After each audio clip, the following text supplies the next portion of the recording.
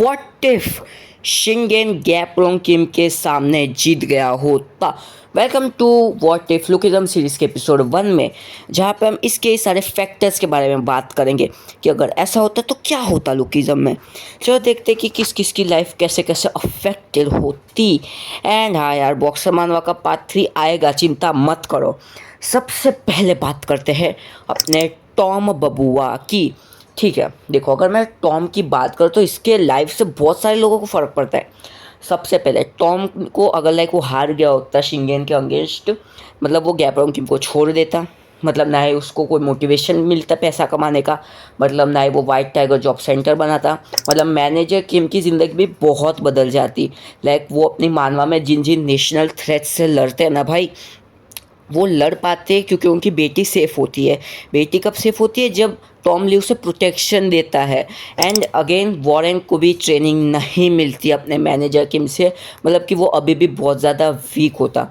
Plus manager किम अपने दोस्तों से भी इतना ज़्यादा नहीं मिल पाते। एंड उसका बस एक ही रीज़न है कि उन्हें मिंजी को प्रोटेक्ट करना होता, क्योंकि देखो मिंजी को प्रोटेक्ट करने के लिए कोई बचता ही नहीं भाई, अगर उनके इतने सारे कनेक्शंस नहीं होते तो। एंड फिर स्पेसिफिकली या तो वो खुद ही सरेंडर कर देते गवर्नमेंट के सामने, या तो फिर वो इसी प्रोसेस में मारे जाते, which is pretty sad. Next अपना एली जेंग, अगर टॉमली नहीं होता तो ऑफकोर्स एली जेंग को भी ट्रेनिंग नहीं मिलती, मतलब वो अपने फैमिली को प्रोटेक्ट नहीं कर पाता। फिर गन पार्क, उसको भी अपने टॉमली से ट्रेनिंग नहीं मिलती, बट वो वीक नहीं होता, वो और भी ज़्यादा स्ट्रॉन्ग कैसे होता वो मैं तुम्हें आगे इस वीडियो में बताऊंगा, तो तब तक बने रहना और सब्सक्राइब कर दो। फिर गोकिन, देखो गो का अपना स्टोरी में तो रहता वो बंदा, लेकिन उसका इम्पैक्ट शायद इतना ज़्यादा नहीं होता अपनी लुकिज्म की मेन स्टोरी लाइन पे। एंड देयरफॉर अपने वास्को भाई के ज़िंदगी की भी एल लग जाते। तो हाँ, यही सारी चीज़ें जो कि अगर टॉम ली जीता नहीं होता उसके फिस्ट गैंग, तो क्या क्या होता। नेक्स्ट बात करते हैं मेडिकल जीनियस जिनयोंग पार्क की। देखो मेरे हिसाब से जिनयोंग पार्क वर्कर्स में तो नहीं होता, क्योंकि वर्कर्स एग्जिस्ट ही नहीं कर रही होती। वो मैं तुम्हें चार्ल्स चोई वाले सेक्शन में अच्छे से बताऊंगा कि ऐसा क्यों होता। एंड देखो अगर लाइक वो वर्कर्स के साथ नहीं होता तो उसकी ज़िंदगी का कोई मोटो नहीं रह गया।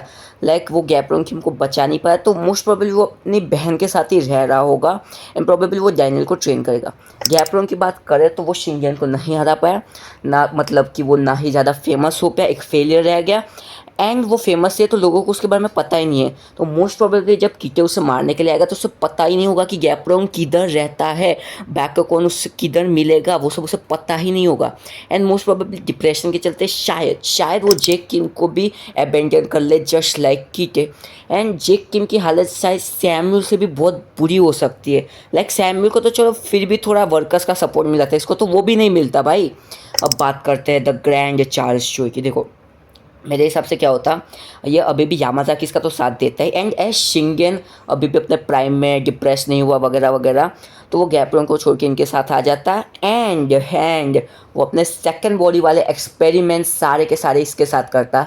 एडिशनली वो शायद गन को भी अपनी वही स्पीड वाली सारी ट्रेनिंग सिखाता, मास्टरी वगैरह। एंड वो फिर जेम्स को भी यही सारी सिखा। तो लाइक तुम्हें लगता है कि शायद ये दोनों दोस्त बन सकते थे, गन और जेम्स? ऐसा देखने में तो बहुत इंटरेस्टिंग होता। एंड जस्ट इमेजिन अपना चार्ल्स सेकंड बॉडी बनाता है, वो शिंगेन को भी मिलती है। भाई साहब, शिंगेन विथ हिज सेकंड बॉडी क्या तबाही मचाएगा। एंड हाँ, वो अपने 4 मेजर क्रूज को भी शायद बनाएगा नहीं, क्योंकि उसको सारे पैसे फंडिंग वो एक कंपनी खड़ी करेगा अंडर द यामाज़ाकी सिंडिकेट्स कॉर्प्स, ठीक है। तो एंड हाँ, आगे जाके वो गन को भी अच्छी खासी ट्रेनिंग देगा। एंड गन इससे ना पता है इसको क्या मिलेगा, शिंगेन से TUI कंट्रोल करने की मास्टरी, शिनतारो से मुरामा से कोई भी स्पोर्ट चलाने की टेक्निक्स, और अपने ये चार्ल्स चोई से सब स्पीड टेक्निक वगैरह जो अपना जेम्स अभी कर रहा है। एंड वो अपना पाथ भी शायद बहुत जल्दी अनलॉक कर सकता था।